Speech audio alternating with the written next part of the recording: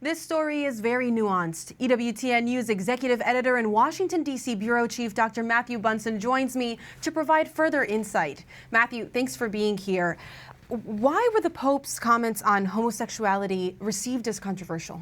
Well, they were controversial, or at least viewed as such, for two different reasons. The first was that this is one of the very first times that we've heard a Pope has been reported actually speaking out about the decriminalization of various laws around the world. That itself was noteworthy. Where the controversy came in, though, is that there are those who were upset at his restatement, basically, of church teaching and requested a clarification, which Francis, I think, was willing to give, especially because you have to be very specific here, making a differentiation between orientation and acts. That very clear separation of the two becomes even more important given where the direction is headed with some of the contention surrounding this whole issue. And there's a connection here to his comments on the German synodal way, German synodal path as well. Can you give us that connection? Well, that's right. Well, so in this interview, the Holy Father used those key words. That he called it an ideology. It's ideological. He used the phrase that this is unhelpful, which it certainly is, as well as elitist. One of the aspects, as Rudolph Gehrig was just reporting, of this synodal way is to unravel so many of the Church's teachings on sexuality, in particular same-sex activities, and that the whole of the Church's teachings on homosexuality. So the Holy Father, in calling out the Germans, isn't simply just focusing on the question of homosexuality, but is really placing it within the wider context that this is far removed from his own vision of synodality, which, as he himself in this AP interview, restates church teaching, it tries to certainly, by going back to the Catechism and what it says. So there's clarity here, but at the same time, there's a warning from Pope Francis that this is not the direction he wants Germany going. Synodality that comes from a place of acknowledgement of the deposit of faith and what we all know to believe is true church teaching.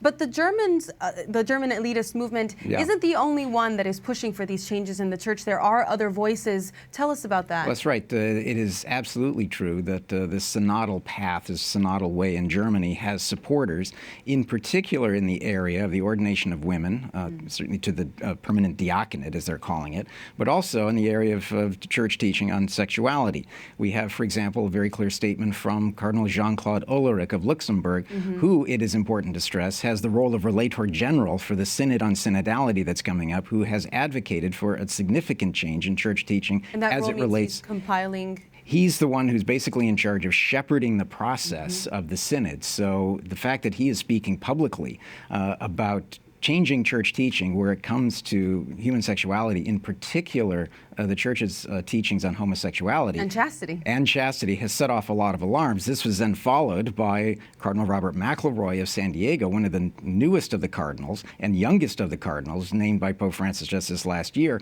has also called for a kind of separation, a blurring of the distinctions between orientation and activity. So this is not exclusive to Germany. So then quickly, Matthew, what lies ahead for this issue in Germany and in Rome? Well, what we're seeing is a very deliberate effort on the part of the Germans to set their agenda as part of the wider agenda for the Synod on Synodality. We had a letter from Cardinal Grech and also Cardinal Ulrich saying you cannot impose ideologies on the Synod. But based on the very statements from Cardinal Ulrich, Cardinal McElroy, and from the Germans themselves, I think they plan to plow ahead with doing everything they can to raise this as a fundamental issue in the discussions this October in Rome. It seems we might need more clarifications from Pope Francis. I expect we will. Thank you so much, Matthew. Good to be with you.